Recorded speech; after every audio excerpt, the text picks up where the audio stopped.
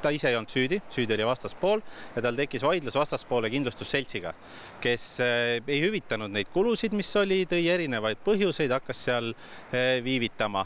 TASSi emafirma kogemuse järgi on kõikidest vaidlustest lausa kolmandik seotud kindlustusseltsidega. Mille üle tekib vaidlusi näiteks just sõidukite puhul tekib siis, kui kindlustusselts otsustab, et me hüvitame selle auto, see läheb maha kandmisele ja pakub mingi raha.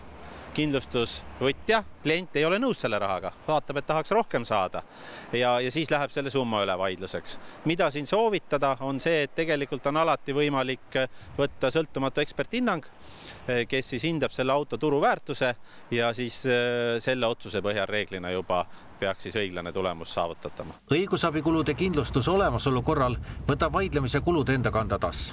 Antud lugu pole seotud Ergo kindlustusega, kuid suurima võrguga seltsina on neil ka suur vaidlemispagas. Inimesed on väga erinevad, et mõni inimene väärtustab oma sõidukit väga kõrgelt ja ütleb, et ükskõik mis pisikene kriips, ma tahan uut saada.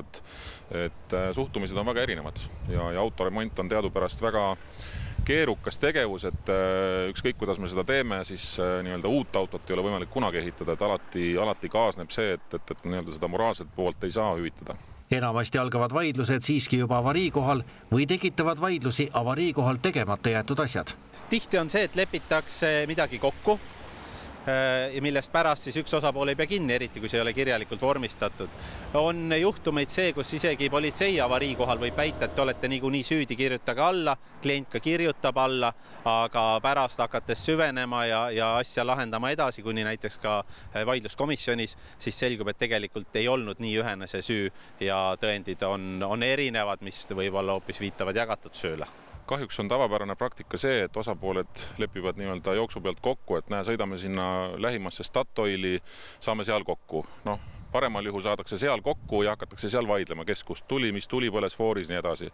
Halvemal juhul üks jõuab Statoili, teine ei jõua. Võrreldes maailma praktikaga on Eestis kindlustusseltsidega vaidlemised harvemad, kuid oma põhjus on ka selles, et Eesti inimene kindlustab end teda tabavate vaidluste ja sellega seotud kulude vastu lääne-eurooplastest ja ameeriklastest vähem.